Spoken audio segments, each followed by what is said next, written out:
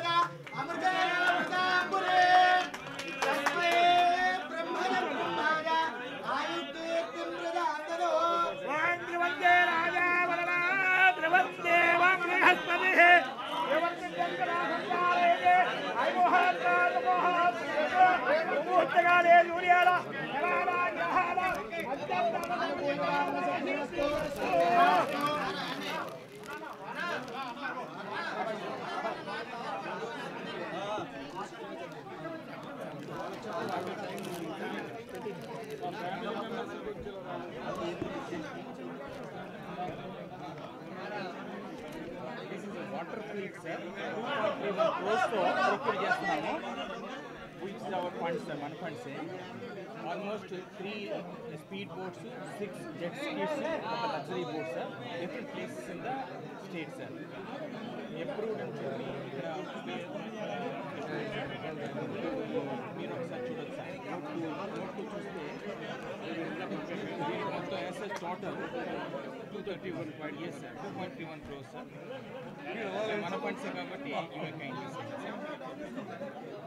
Approved అని చెప్పి sir ఇక్కడ సంతకం పెట్టండి సార్. ఎప్రూవ్డ్ ఇక్కడ రాయనా? ఇక్కడ రాయండి సార్. ఎప్రూవ్డ్ అని పైన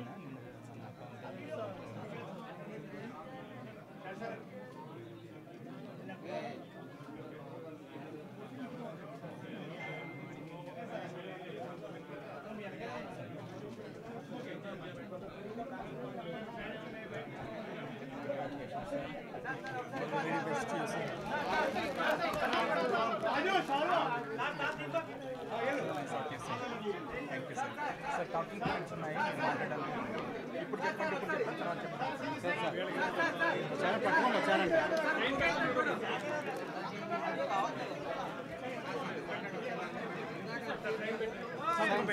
సైలెంట్ పట్టుకోమని యాక్షన్ రీప్లే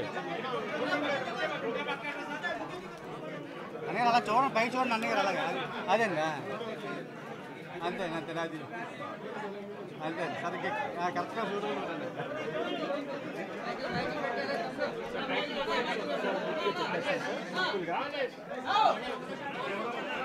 మనకి చాలా ఇన్వెస్ట్ పొటెన్షియల్ ఉంది ఏపీకి. లాస్ట్ 5 years బడ్జెట్ ఎలా చేద్దాం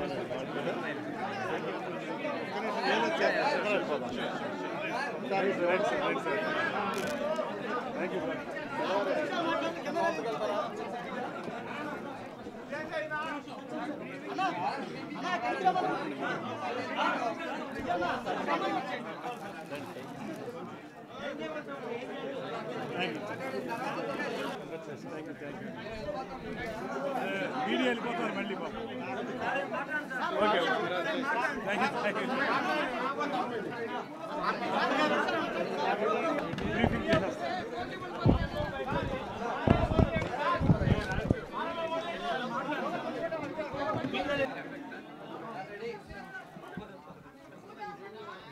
ఆంధ్రప్రదేశ్ రాష్ట్రం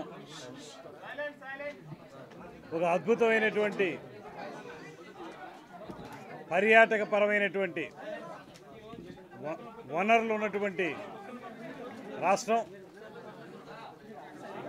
ఈ రాష్ట్రంలో రమారమి 974 కిలోమీటర్ల పొడవున సముద్ర తీరం ఉంది.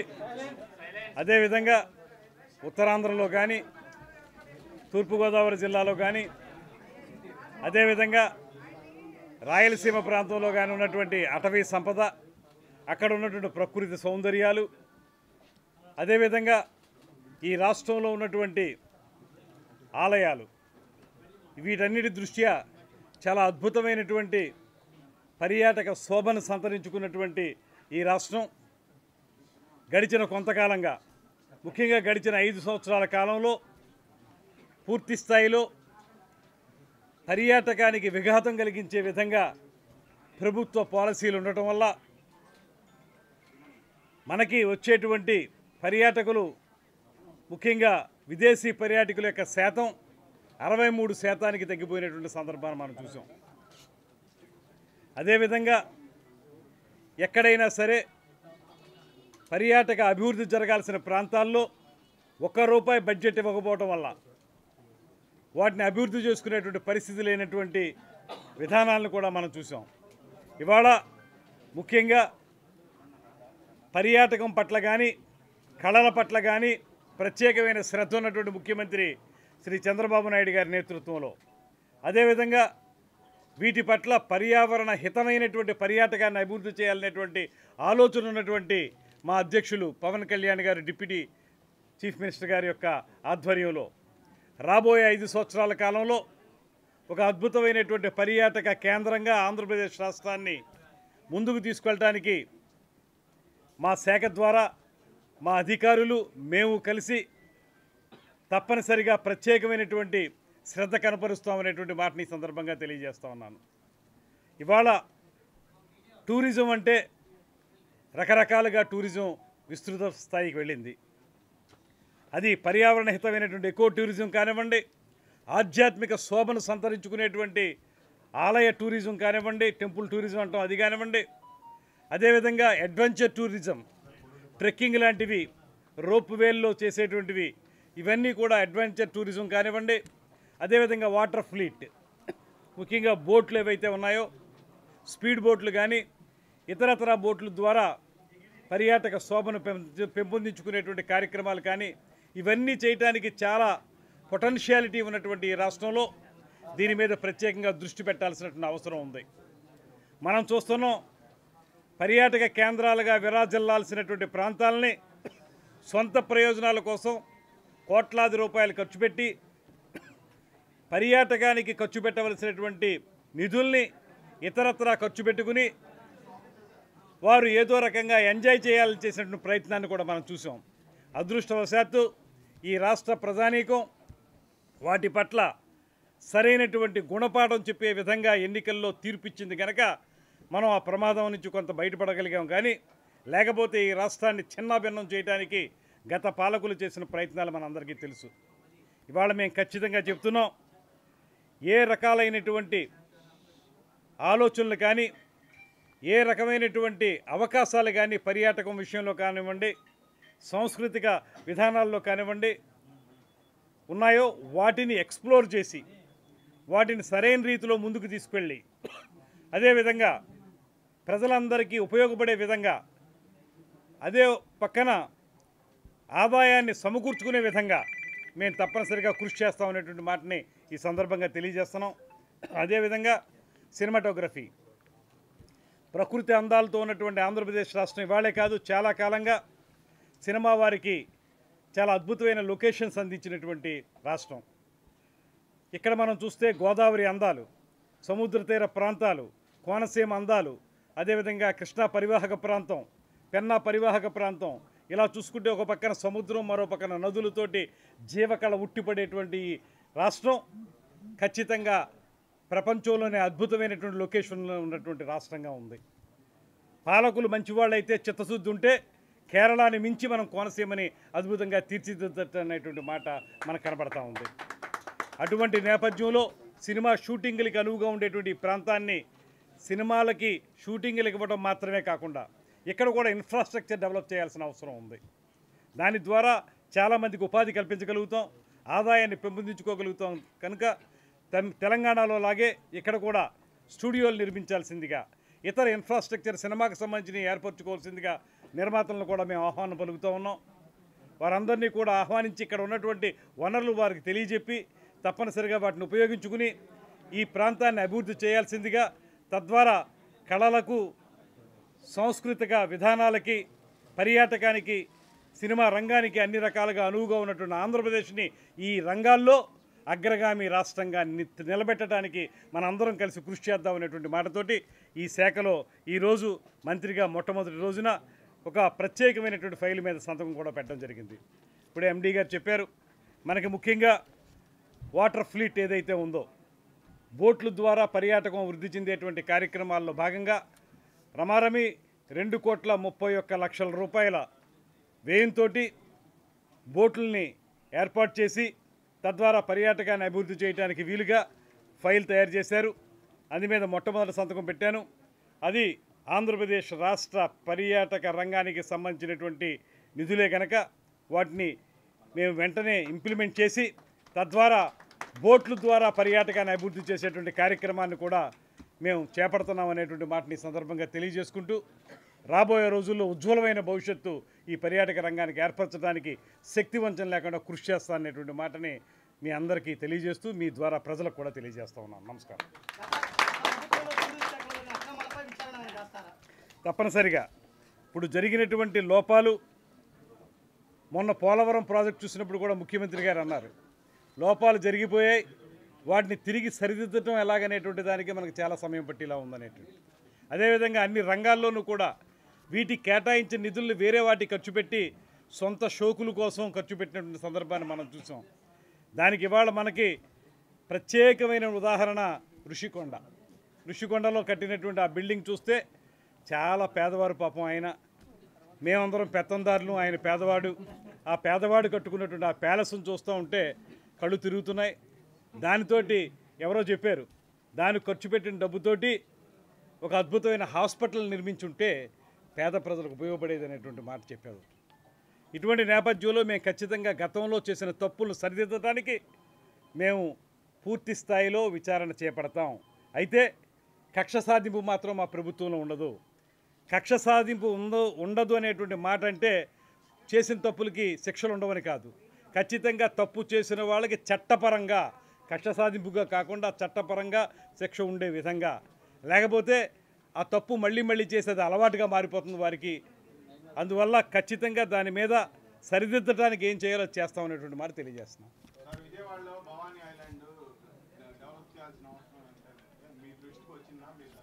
నేను బ్రీఫ్గా మొన్న మా అధికారులతోటి ఎండీ గారితో ఇంటరాక్ట్ అయినప్పుడు వారు చెప్పారు భవానీ ఐలాండ్ ఒక అద్భుతమైనటువంటి పర్యాటక కేంద్రం ఈ ప్రాంతంలో, దాని మీద ప్రత్యేకమైన దృష్టి పెట్టాలనేటువంటి మాట కూడా చెప్పారు.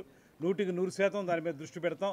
ఇటు ఈ విజయవాడ ప్రాంతం, కృష్ణా పరివాహక ప్రాంతం, వైజాగ్ సముద్ర తీర ప్రాంతం, తిరుపతిలో అటవీ ప్రాంతం, వీటన్నిటి మీద ప్రత్యేక దృష్టి పెట్టి పర్యాటక శోభను పెంపొందించడానికి కృషి చేస్తాం.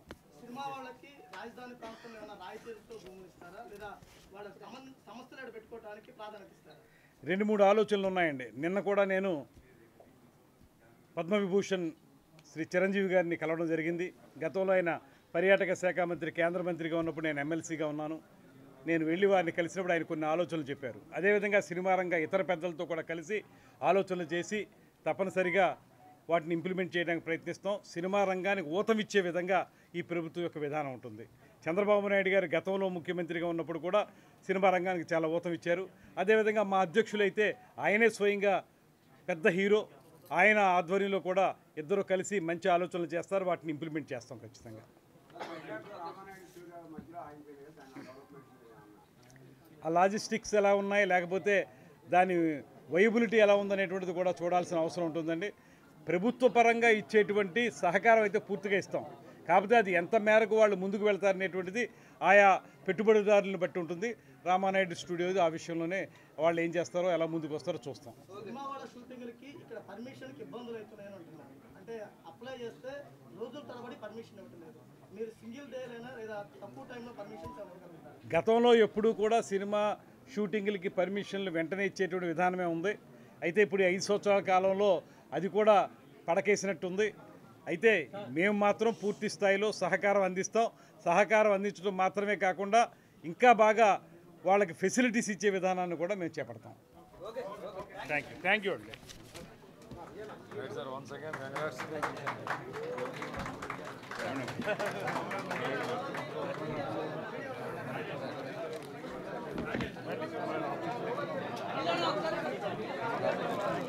Thank you.